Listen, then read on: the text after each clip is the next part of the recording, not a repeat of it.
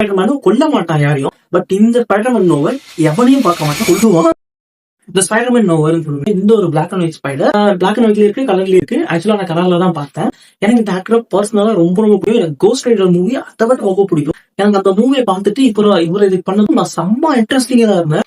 இந்த படத்துக்காக வெயிட்டிங்ல இருந்து செம்மையா இருந்தது, ரொம்ப நல்லது, இன்னும் நிறைய டீடைல்ஸ் கிடைக்கும் அப்படின்னு சொல்லிட்டு இந்த படத்தை பார்க்க ஆரம்பிச்சேன். ஃபர்ஸ்ட் ஆஃப் ஆல் இந்த கேரக்டரோட ஸ்டோரியை பத்தி தெரிஞ்சுக்கணும். இந்த ஸ்பைடர்மேன் நோவர், இந்த ஸ்பைடர்மேன் நோவர் ரொம்ப ரொம்ப முக்கியமானது என்னன்னு பாத்தீங்கன்னா, எந்த ஸ்பைடர்மேனும் கொல்ல மாட்டான் யாரையும். பட் இந்த ஸ்பைடர்மேன் நோவர் எவனையும் பார்க்க மாட்டான், கொல்லுவான். அதுதான் எனக்கு இன்னும் ரொம்ப கியூரியாசிட்டி, ரொம்ப இது பண்ணுச்சு. அதனாலயே இந்த படத்தை வந்து பார்த்தேன். ஃபர்ஸ்ட் ஆஃப் ஆல் இந்த படம் நல்லா இருக்கான்னு கேட்டீங்கன்னா, பிளாக் அண்ட் ஒயிட்ல பாத்தீங்க அப்படின்னா இந்த படம் வந்து கண்டிப்பா நல்லா இருக்கிறதுக்கான வாய்ப்புகள் ஒரு 80% இருக்கு. நீங்க கலர்ல பாத்தீங்கன்னா கொஞ்சம் டவுட் தான்.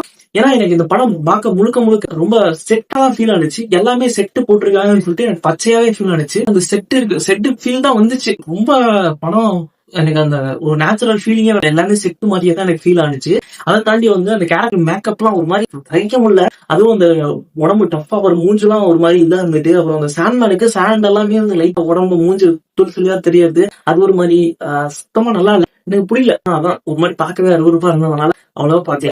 படத்துல முக்கியமா சொல்லணும்னா பேசுறானுங்க பேசினே இருக்கானுங்க, தவிர ஒன்னும் பண்ண காணும். ஃபைட் சீக்வன்ஸும் சொல்லணும்னா வெறும் 30 செகண்ட் 40 செகண்ட் தான். முக்கியமா சொன்னா கிளைமேக்ஸ் ஃபைட் சீன் தான் ரொம்ப லென்த்தா போச்சு. அதுவும் ஒருத்தர் சொல்லிக்கிற அளவுலாம் போல, ஆவரேஜா போச்சு. அவங்க பார்க்கும் போதே வயசான மாதிரி தெரியுது. எதுக்கு வயசான கேரக்டர் கேஸ்ட் பண்ணீங்க?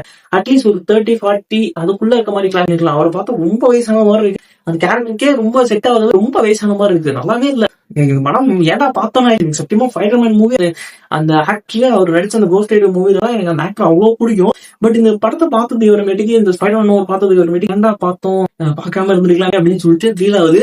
பட் உங்களுக்கு மார்வல் மூவிஸை கண்டினியூஸா ஃபாலோ பண்றீங்க அப்படின்னா ஓரளவு பார்க்கலாம், ஆவரேஜா பார்க்கலாம். ரொம்ப கண்டிப்பா பார்த்தே அவனுங்கிற அளவுக்கு இந்த மூவி ஒன்றும் ஒர்த்து கிடையாது, ஆவரேஜ் தான். எனக்கு ரொம்ப ஆவரேஜா போச்சு. அந்த ஆக்டர் மேல இருந்த ஹோப்பும் போச்சு, அந்த படத்து மேல வச்சிருந்த இதுவும் போச்சு, அந்த கேரக்டர் மேல இருந்த அந்த கில்ற தான். அந்த ஸ்பைடர்மேன் வந்து கொண்டுவாங்கிறது பார்த்தேன்.